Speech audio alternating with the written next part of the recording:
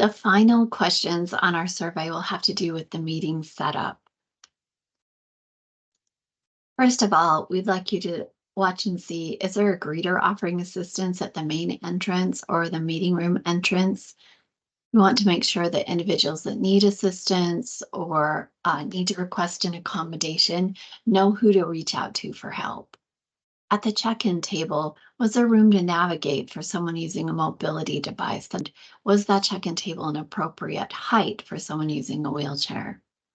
Once you get to the seating area, were there aisles among the seating that were at least 60 inches wide? And were there spaces set aside for wheelchair seating? That can look something like this.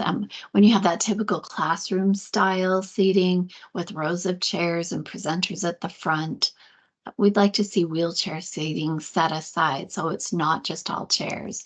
Usually you need to remove about 2 chairs to make room for a wheelchair. When it's a large room with lots of seating, we want to see that wheelchair seating dispersed in different places around the room. Sometimes these meetings are held uh, in a school cafeteria or another setting where you might have round tables. Same thing goes. You just want to pull away a couple of chairs at various tables, making sure that there's seating for individuals who use a mobility device and that they can get to that seating. During the meeting, did the speakers use a microphone? And if video was shown, did it have captions? If visuals were used, did the speaker describe the visuals? And did you notice other accommodations like sign language interpreters, large print materials? Were there magnifying sheets or large grip pens at the sign-in table for individuals who could benefit from those items? And if multiple groups were meeting in one area, was there an option to move to a different location?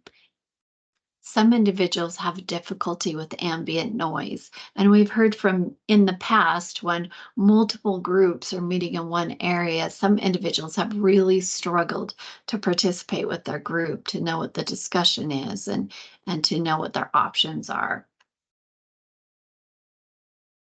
And finally, when it was time to vote, how did participants vote? What method was used?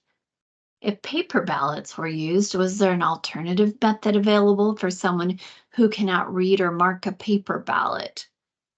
And we, of course, welcome your notes about other observations that might have to do with accessibility, about accommodations that impact everyone being able to participate in this important part of the electoral process. We want to hear about the good and the bad, because we'll be sending our notes along to party organizers. Thank you so much for your time dedicated to this project, for being a volunteer, and for joining with us and trying to make the electoral system more accessible for everyone.